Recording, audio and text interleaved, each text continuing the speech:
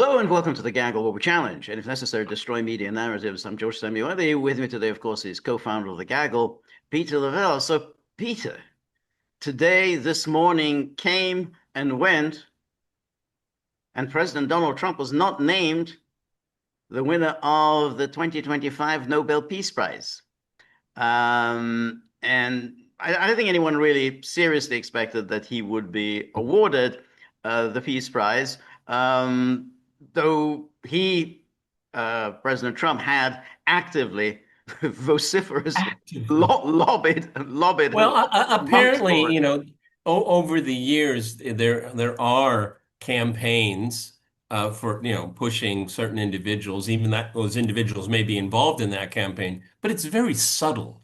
It's It's subtle. very subtle. It's Well, of subtle. course, there's nothing subtle about Donald Trump. No, there's Okay. nothing subtle about the Donald Trump, and so he didn't win the prize, but instead the prize went to Maria Corina Machado, and not a name that is Not exactly a household name, not top of mind not a top of unless mind. you travel in some circles. Exactly. It's not a name that trips off the tongue. So it's like, the first response of most people would be Maria who? And then we're told, oh, well, she's a human rights campaigner, democracy campaigner, that's just, think, oh, yeah, all good things. Um, but then when one looks into her record, saying, whoa, that her record is not exactly that of a person who has been actively doing anything for peace. To the contrary, she's a Venezuela political activist, but somebody who actually has supported and advocated for violence. And so when one looks at this record, we find she supported coups, the coup against President Maduro in 2019, and then subsequently she has called for foreign intervention in Venezuela. Please invade my country. Please invade my country and sanctions against her own country. So Please sanction my country. please sanction my country. So it's, then not exactly something that's going to endear you to the people of Venezuela. I mean, Not even there's a among, narrow circle that of course like her, but the Venezuelan people as a whole are not exactly going to support someone who advocates the use of force against their country. not even with among the opposition themselves. She's divisive among them. Like, exactly, and let's take a look at just what you just said. So here is the story from The Guardian. This is from 2019, where she is, basically, this is in the aftermath of the failed coup that was, supposed to install into power Juan Guaido. And supposedly, interestingly, Guaido was treated very leniently after this coup. I mean, he wasn't arrested, he wasn't put in prison. He could even travel outside the country and allowed back into the country. So, He walked around right, Caracas like anyone else. exactly, which is very surprising. That's not usually what happens to coup leaders. And it says, hope never dies. Venezuela opposition ponders what's next after failed uprising. And then, as protesters returned to the streets on Saturday, some voiced optimism while others showed signs of bafflement and anger. And then there's a Guaido has battled to keep his message positive following Tuesday's abortive uh, uh, uprising, perhaps aware of the emotional blow it has dealt to many. And then it says, I can't tell you the exact date, but soon we will be free. And then it says, then the Guardian goes on, but some are losing patience. They don't like this kind of moderation. Maria Corina Machado a prominent opposition leader who supports foreign military intervention to remove Maduro on humanitarian grounds. This is a Guardian talking. This isn't, this isn't Max Blumenthal. This isn't Gray Zone. This is the Guardian. Prominent opposition leader who supports foreign military intervention to remove Maduro on humanitarian grounds. Yeah, Uh, right to protect, right to exactly, protect. exactly. That's exactly right. That's what she invokes. Said the unsuccessful uprising showed it was time to move to a higher stage. That sounds ominous. Very Can ominous. we have some dramatic music in the background, please? That means a credible, severe, and imminent threat should be put in place immediately by the international community. Let's read that again.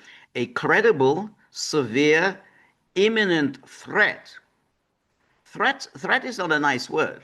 Threat is quite an ominous word. Should be put in place immediately.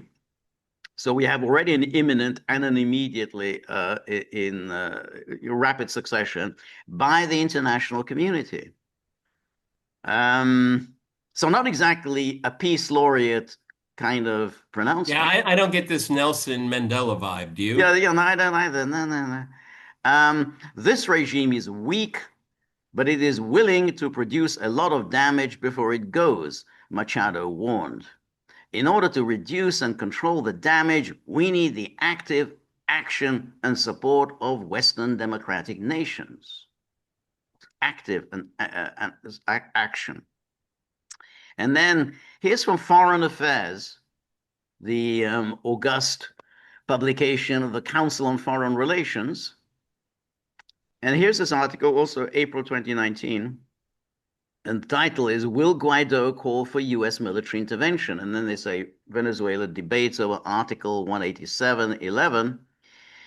And the point is, as it explains here, for many, the solution lies in the Constitution. Article 187.11 grants the opposition-controlled legislature, the National Assembly, the power to authorize foreign military missions in the country.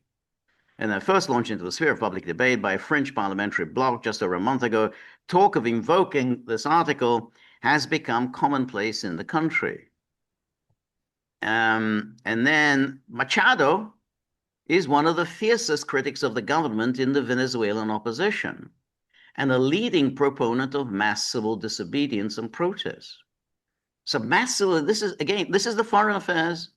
No, we're not. This isn't the gray zone or whatever. This proponent of mass civil disobedience and protest.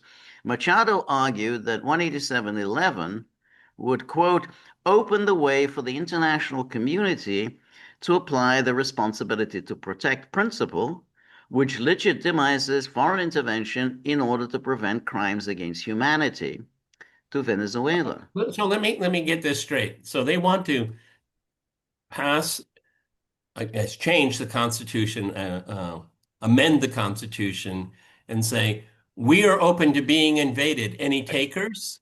Yeah, exactly. Am I understanding that correctly? Right. So the National Assembly is transmitting to the world. We are waiting to be invaded by a foreign power. Any Right. takers, please. That's right. Okay, all right. Exactly. Wow, that's what elected officials do these days. I guess. Please, no, that's. I mean, it echoes of her with that Tikhanovskaya Yeah. in Belarus. I guess Navalny also, back in the day, he would also be calling for that. But I think she's more explicit and more extreme than either of them. I don't think they explicitly called for foreign military intervention. I mean, yeah, they called for sanctions and pressure, but I don't remember they're actually calling for foreign military intervention. I don't know if you have it here. Prior to meeting today, she not only wants violent political change, she wants very violent political change. Yes, exactly. Yes, you're Because they in her logic, the more violent, the more legitimate it is right. Right. The worse, the better. Yeah. in her Nobel world. That's right. Okay. Yes. Yeah. And then And then they talk about Machado's ally, who said that the article would allow for humanitarian intervention in Venezuela. And then it goes on. This is foreign affairs. Um, Other opposition figures have echoed Guaido's reservations. So Guaido's, he's kind of a moderate next to her. And then following the March 27th rally, Enrique Capriles, the opposition candidate in 2012 and 2013, weighed in on the debate over 18711. Without naming her, Capriles questioned Machado's motives in advocating for this article, asking rhetorically if the purpose of her campaign was really to test Guaido's patience. Again, without speaking her name, Capriles wondered why Machado and her allies were never present at opposition rallies. Yeah. His clear implication was that Machado and her allies are duplicitously pushing 18711 for their own political benefit.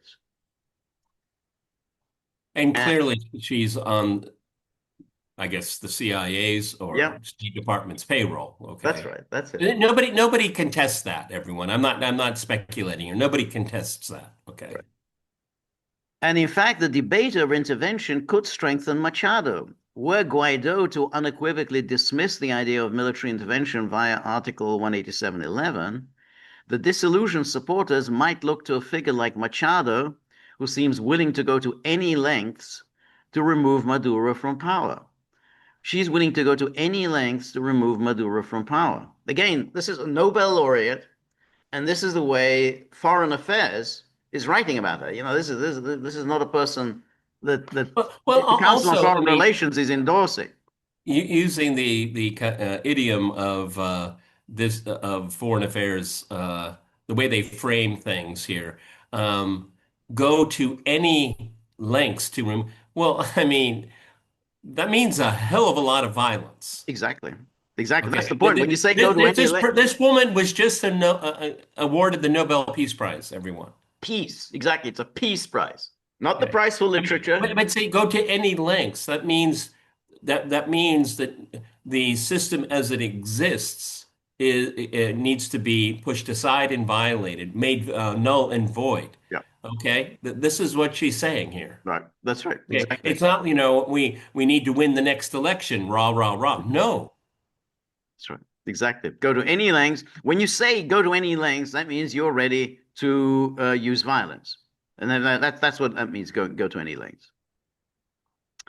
Then it says by promoting a national debate about Article 187, Machado may be planning for a post-Maduro future, seeking to improve her credibility as an implacable opponent of the regime.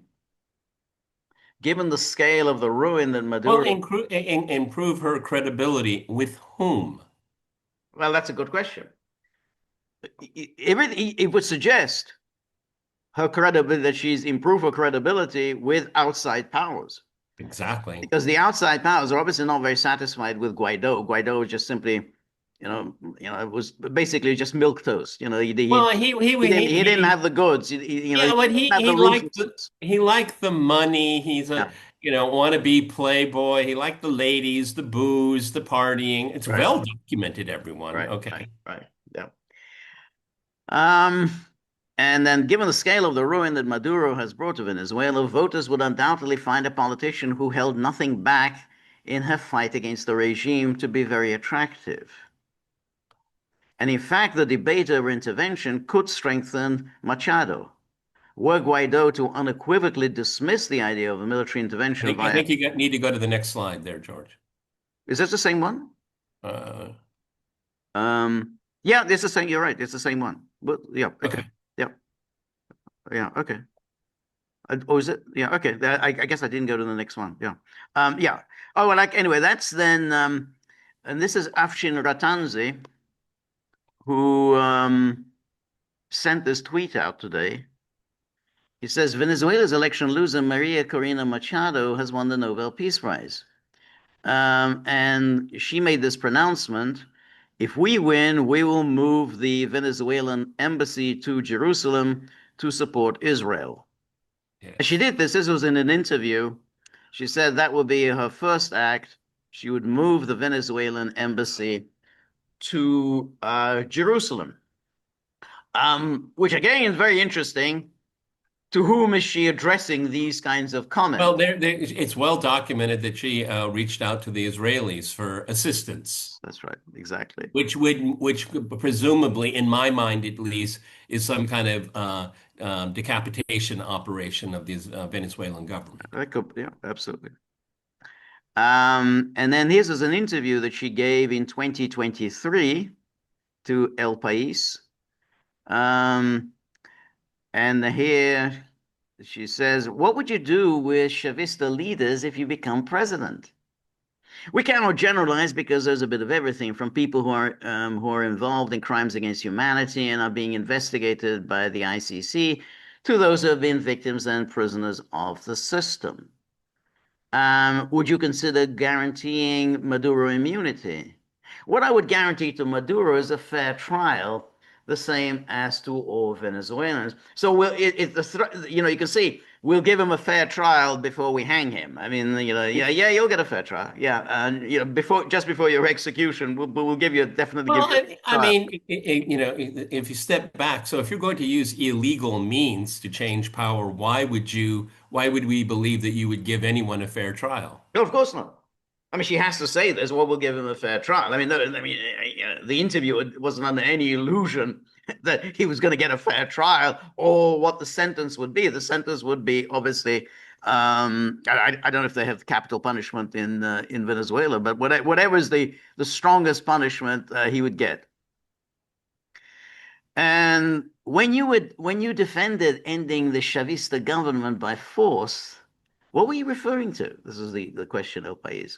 Well, more people organized with a narrative where you persuade international actors who have the ability to exert pressure. So here's 2023. She's trying to sound a little more moderate.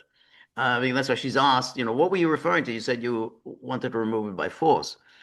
What has happened is that Venezuelan society has given everything on several occasions, and in the last stages, there have been highly responsible people in the leadership who, for one reason or another, have given up on the strategy. This was a huge disappointment. There are people who feel very betrayed. It is tremendously hopeful to see how that has vanished in a matter of months. So just a lot of verbiage, kind of gibberish. So not really answering that question. You were referring to the use of force. And then, do you think at some point it's possible to end the Maduro government through military action? What we were saying to international political world is that here is a country that has risen up, a country that is suffering a humanitarian catastrophe, and that they have a responsibility to assist us and support us. So the rest of the world has It's never mentioned why there is a humanitarian catastrophe. Would it be no, because of that's right. Of course, sanctions or? right. Of course, um, she mischaracterizes what the responsibility to protect means because responsibility to protect only comes into action when a government fails to protect its people. In other words, that government has completely lost the power to protect its people. You don't just have a responsibility to protect. You can't just go into any government and any regime you don't like and supposedly liberate the people. I mean, that's how it's misinterpreted, but that's not in theory what responsibility to protect means. So she just says, "Oh, they have a responsibility to assist us." Why? Why? How does the rest of the world have a responsibility to assist Venezuelans? Um, and the military actions have been carried out by the Chavismo. And when they talk about invasion, here the real invasion has been carried out by Cubans, Russians, Iran, the Colombian guerrillas, the drug cartels, to whom the regime has handed over half the territory in Venezuela. So you Okay. notice she's She's got the not afraid of language, she's got the Washington language down Yeah, pat. she's not afraid of hyperbole, is she? Um, and then here, this is from last year.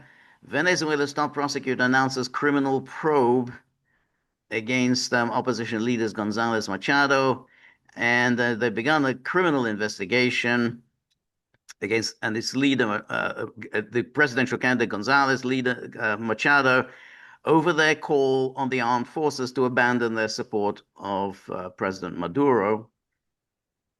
they're talking about this. The Attorney General statement tied to the investigation directed to a written appeal the two members of the opposition sent hours earlier about Maduro and the demonstrators who have come out in force, blah, blah. Saab, in a written announcement posted on social media, said the duo falsely announced the winner of the presidential election, other than the one proclaimed by the National Electoral Council, and they openly incited police and military officials to disobey the laws. Um, and it says Gonzalo and Machado called on the rank and file members of the security forces to rethink their loyalty to Maduro. So again, this is quite serious stuff. Whatever you think about Maduro, when you start calling on the military to rise up against the president, yeah, you're kind of playing with fire in any country. Well, Um, that's insurrection. exactly, exactly, and serious punishment is attached to that. Um, we appeal to the conscience of the military and the police to put themselves on the side of the people and their families. The two wrote in a long message. We won this election without any doubt. It was an electoral avalanche. Now it's up to all of us to respect the voice of the people. They never really presented any evidence that they did win that election. So they keep saying that the Carter Center verified that they won that election. Carter Center never verified it. The Carter Center called into question that election, but he never said, "Oh, they definitely won." They did call aspects of that election into question, but they definitely did not say that the And opposition. election observers don't come out and say who won or lost. Right, Their right, job is it's procedural, where right, the correct procedures were they played out during the election. They're not there to right. call a winner or a loser. Yeah, exactly. And then here's more. World must confront Maduro's campaign of terror. Venezuela's Machado calls on the international community to step up the pressure on Maduro. And then again, she urged the international community to rise to the occasion by immediately recognizing her faction's presidential candidate as the winner of the election in July and implement measures to hold government officials accountable for abuses unleashed after the vote. Um, and so we, the Venezuelan people, have done everything. We competed within the rules of the tyranny. We won, and we proved it. Um, and then so on. So now the point is that there's nothing here to suggest that she's somehow a peace activist, that she's a democracy and human rights activist. She is a political activist, a very extreme member of the opposition to Maduro. You could take whatever position you want on Maduro. This doesn't look to me like somebody who's a Nobel laureate. I mean, this is not, keep in mind also with Mandela, he did finally win the Nobel Peace Prize, but it was after they negotiated the peaceful transition to power, the transfer of power. So, and he got it jointly with de Klerk. So it was at that point that he got the Nobel Peace Prize, and deservedly. But I don't see any merit to this award. Well, it's not mentioned that she's essentially loathed by a good part of the Right, opposition right, to Maduro.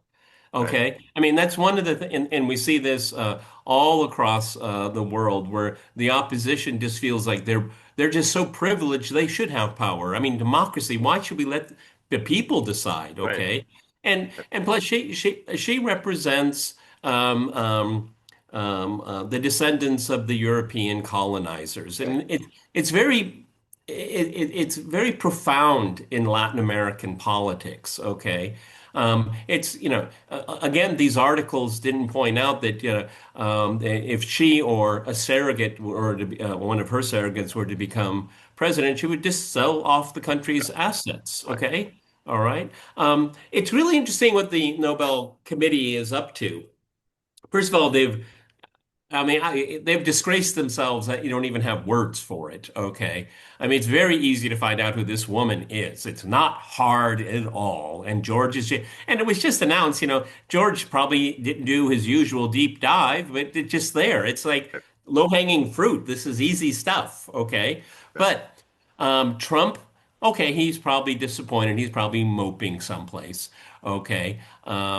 Maybe I'll say something about that in a moment. But Trump's got to be happy that she won this. And Marco Rubio has got to be happy too, because this is Venezuela is very much in the sights of the Trump administration. Well, So, but this really is a very interesting question because given that Trump is likely to be very pissed off about this award, might it not have the opposite effect that he's going to look much more negatively on the Venezuelan opposition and more positively on Maduro? Because if he continues this campaign against Maduro, he's essentially siding with her, the person who has basically robbed him of his just rewards. So I think well, okay, okay. Well, the George, opposite effect that he's actually going to be rather pissed off with the well, I Venezuelan. mean, he's not going to be pissed off with her. I mean, she's not Well, the one that made the she's the one decision. who won the Well, prize. he apparently called Stoltenberg, who's, head of the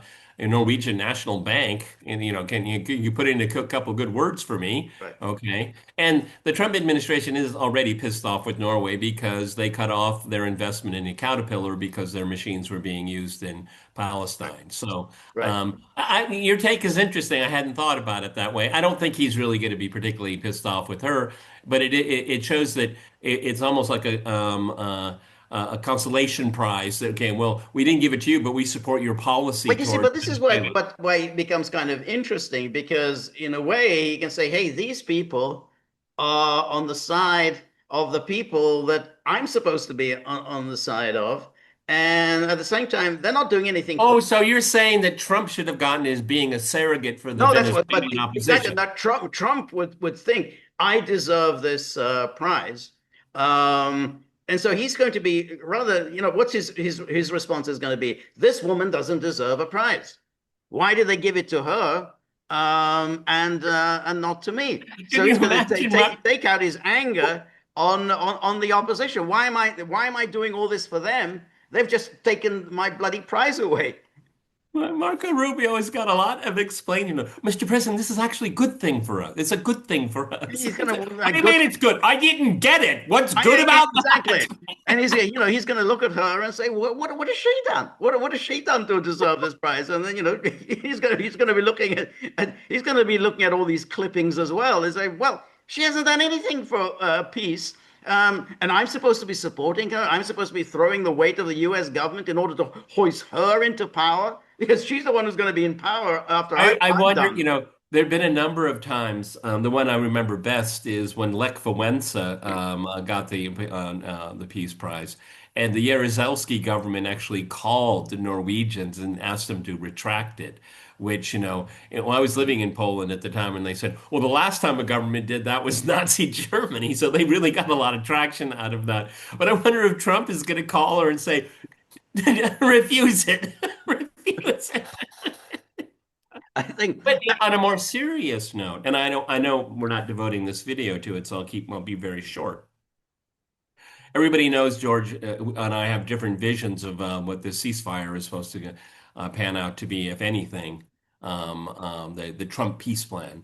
Um, in reference to the Nobel Peace Prize, well, Donald, you got next year. You got a year to prove yourself that you're a peacemaker, yep. okay? And let me tell everybody this, okay? If Trump can enforce, and I don't like this plan. I think it's very neo-colonial. I think it continues the occupation. Neo-colonial is better than anything. Yeah, But, yeah. and this, you're going to agree with me on this one. But at least it stopped the genocide, and I can only be supportive of that. Right, Okay, I right. have to. I can't change my moral compass here. Right. No, I think But that's look, finish off. Everybody knows that Trump, if he's put himself in the center of all of this. Taken on a lot of responsibility, and he better own it. He better own it. no, I agree with that. Um, and and I think given that he's now briefly or whoever now he's kind of the hero of the hour. He's kind of for the first time. I don't know, pretty much since 2015 when he announced his presidency, he's now a kind of a celebrated figure around the world. Hey, This is Trump. Trump has brought this war to an end. He's enjoying CNN, this. MSNBC, Mr. President, can I shine your shoes? Yeah, Yeah, George is exactly. right. Yeah, exactly. So he's basking in that, and that's why I think what the Nobel Committee should have done, not necessarily give him the prize because we don't know what's going to be the outcome, but I think they should have mentioned, they should have brought up the subject of Gaza and said, hey, if this works out, if in a year's time, this horrific catastrophe will have come to an end, really ended, then we will definitely consider President Trump for a Nobel Peace Prize. You can't obviously say in advance that he's going to win it, but they should have made some mention of what's You going know, on. George, this catastrophe is of such a magnitude that I completely agree with you. If that means ending this catastrophe unfolding right in front of our eyes for the last 2 years, if they made an addendum saying, and if Trump can pull it off, he's going to be top of the list. I have no problem with that. I think that's what they should have done. They should have said No that. Yeah, problem with that at yeah, all. yeah, yeah. Because I don't care. Right, I care about the ending of these catastrophes, okay? If Donald Trump wants to get credit for it, deserves credit, doesn't deserve, I don't care, right. okay? I agree. But in any case, if you're going to give it to somebody else other than Trump, fine. But this is the person least suitable for the Nobel Award. I mean, how can you give her a Nobel Prize? I mean, I just don't see there's anything that she has done that merits that she has contributed to peace. I mean, how in any way has she contributed to peace? I don't know. The argument goes back and forth over the years, giving it to an organization, or we should give it to an individual. Yeah, I don't know. I mean, I think personally, I think the prize is so discredited. In many ways, in my mind, they just put the last nail in the coffin on this one. I mean, this is just, I mean, using the word outrageous is too soft. I mean, do, you don't have to, it's not like there are hidden secrets about this woman. I mean, it's all out in the open and it has nothing to do with peace.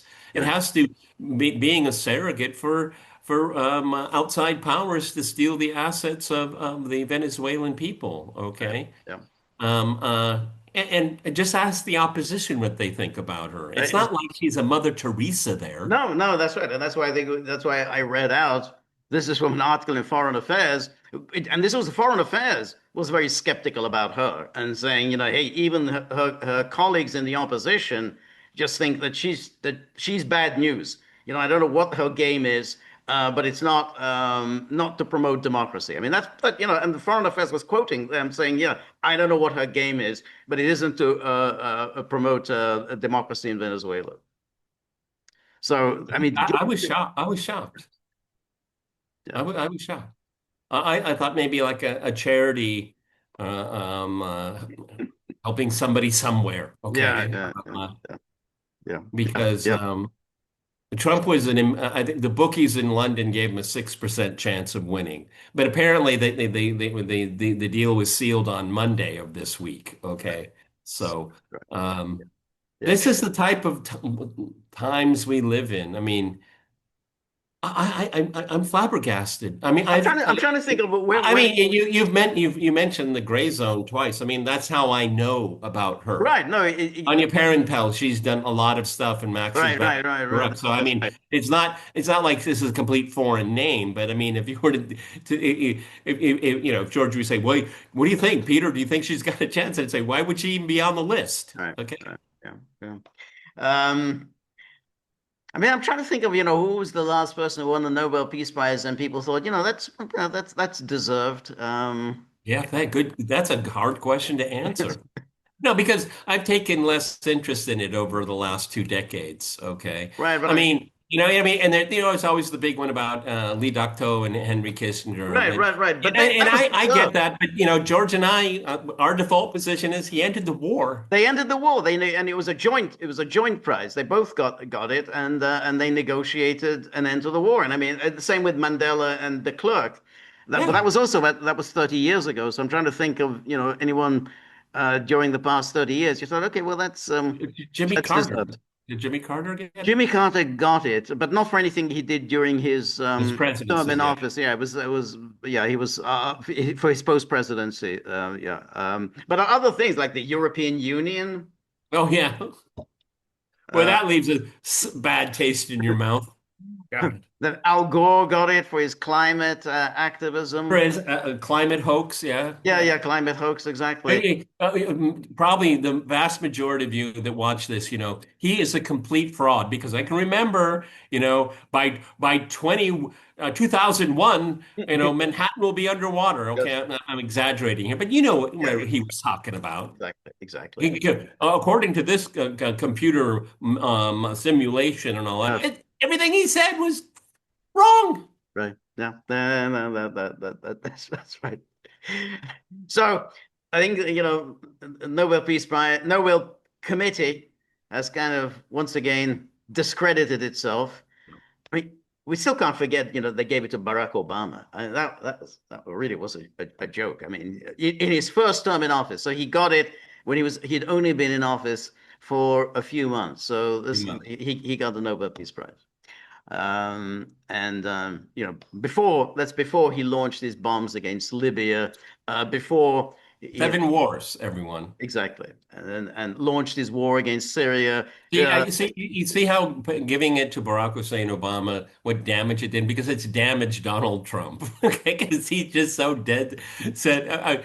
I mean, I don't know how you run your X account, but I can't seem to block these MAGA people. So it's all day long. Holy shit! Oh, Donald Trump does this, and it's I'm being bombarded with it, and then I go to it and I try to. I don't want it. I don't want your stuff. Okay. I mean, it's really getting to the point of I feel like I'm being stalked. yeah, yeah, yeah. To be honest, I get so angry by that Twitter cliche. Holy shit! Holy crap! I mean, oh, it's just there's certain cliches that just simply Well, I agree. mean, everyone, if you send that out, that means it's going to be instantly deleted. Or at least I just don't look at it. I just, swipe it Right, away. Okay. It's right, so insulting. right. And so all afternoon, all these tears, why didn't he get it? He deserved it. He ended 18 wars in 3 days and all this stuff. And it's just so irritating. Okay.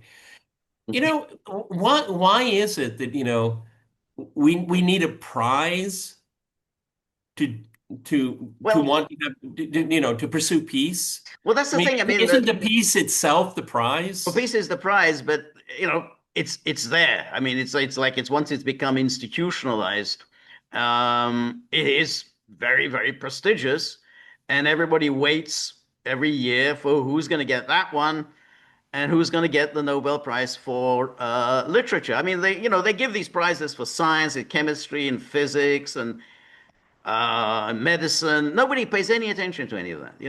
They come and go, Well, and that's an in crowd. It's yeah, all exactly. yeah. Oh yeah, so and so. No Nobel Prize for chemistry. Oh yeah, big. Who cares? Even though they probably deserved it. I mean, they're probably these are real scientists doing serious scientific work. But it's these two that people look out for. There used to be Nobel Prize in economics. People used to pay attention to that. Less so now. But it's these two, literature and and peace, that Well, everyone always a pays attention. Hungarian won it this year. What are your Exactly, a thoughts? Hungarian one, who writes in I this. mean, does he only write in Hungarian? Well, yes, it took some time for. Yes, he writes in Hungarian, but it took some time for him to be translated. I mean, he was translated first into German, and then I think in recent years he's been translated into English. But the point about his writing is that it's nobody can read it because it's all just his literary style is just the run-on sentence, a sentence that goes on page after page after page. No, I know a couple of people in our lane that do that, and you know who I'm talking That's about, and right. I hate But it, and but I he hate does it. he does this deliberately. So it's like you have to just slog on, like you're trekking through a jungle, just to get to the end of a sentence. You get to stop in mid-sentence and You can't stop in mid-sentence. You and have then to you keep going. inhale because Yeah, you inhale. I think when you've come to finally, there's a full stop. You get to inhale. Whew. But then you have to start the next one. And of course, he doesn't have paragraphs. He doesn't believe in paragraphs either. So nobody reads this kind of. And that's an achievement. That's right. But it's written for other writers because other writers are in awe of this amazing style.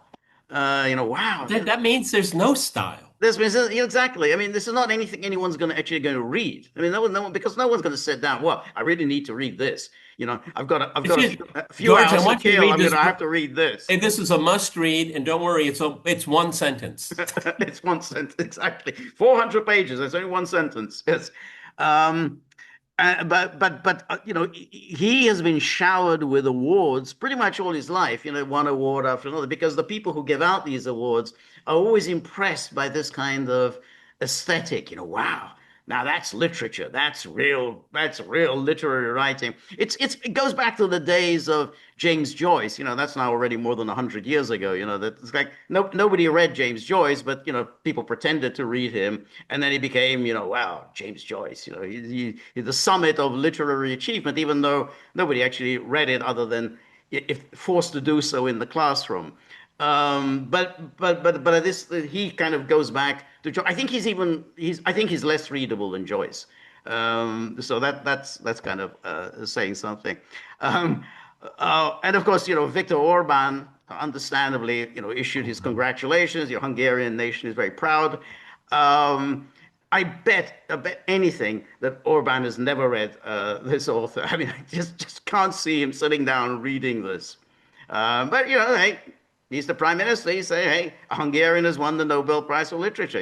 It's a victory for the Hungarian people. Yeah, but as you pointed out, I mean, they, these are writers reading other writers. Yeah. That's all right. It's kind of vain, isn't it? I think so. The strange thing is that Kundera, who obviously had literary merit and was he was read by people, people read his books. He never won the Nobel Prize for Literature. And, I have some of his yeah, books. I mean, he was a good writer. He was a good writer, but and he I think really did deserve the Nobel Prize for Literature, and he never got it. So yeah, Czesław Miłosz got it. and Milos got it. Yeah, but yes, he got it. Yeah, but the only thing I read was The Captive Mind. Yes, I think And that's not really. I mean, I don't think of it as literature. I don't know about you. no, I don't think I it's a wouldn't. different genre. I mean, But you because got it was a critique. It right, was a right, right, right. But they give these awards not necessarily for literature. Churchill won the Nobel Prize for Literature for his history of the World War II, which was basically not even a history. I guess it was kind of his memoirs, his 6 volume memoirs of World War II. But he got the Nobel but Prize for it didn't Literature. help his legacy. No, he I didn't have his mean, legacy, but at least he Hey, got I mean, Vincent, what a wily guy. He's like, I'm going to write the first history of it, and yeah. maybe it'll stick. Yeah, that's right. Yeah, yeah. So, but he got it. There it is. He got he's the Nobel laureate. Um, I don't know. I mean, occasionally, very occasionally, you think, okay, well, this person deserved it. I mean, he's a major writer. Harold Pinter got it. Was already now 20 years ago. But you'd have to say Pinter was a major literary figure. I mean, I think he did transform theater in England and was very influential and he was a real original talent. So I think he deserved it even though much of his major work had already been written many, many years before he was actually awarded the prize. But in recent years, I can't think of too many who actually you say, okay, I think this But person that's just deserved the it. point, George. I mean, I can't. I mean, because I lived in Poland. I mean, I remember Czesław Miłosz. I remember that. Okay, but other writers, I don't. No, it just. You're right. It just. Well, for me, it's just kind of dropped off the cliff because I Yeah, don't think of literature anymore. Because people are brought up not to read. right. Yeah, yeah, Maybe maybe we could give out auto book awards. yeah. Okay. By the way, I know you're going to hate this, but George has written a wonderful book about the destruction of the former Yugoslavia, And it's very, very expensive. Not George's fault. It's his publisher. Don't say a word. You don't have to say Yeah. anything. But George should put it into an auto form, and you will get huge exposure because it's a good book, and everybody knows George has a good narrating voice. Okay, he does. You should look into that, my friend, and make Yeah. some money. Make commercials or something. Yes. All Okay. right. Okay. Alrighty. What an inglorious day. I mean, Glorious. Yes. what a thud. Yes. Okay. Yes. Yeah. And I guess one of the things I'll be looking for the snide remark. I guess I'll do it this evening from Max and his wife, what they have to say.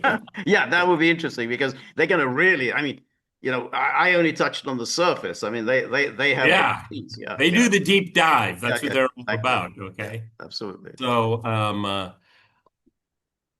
maybe next year, Don. Maybe next year. That's right. Okay.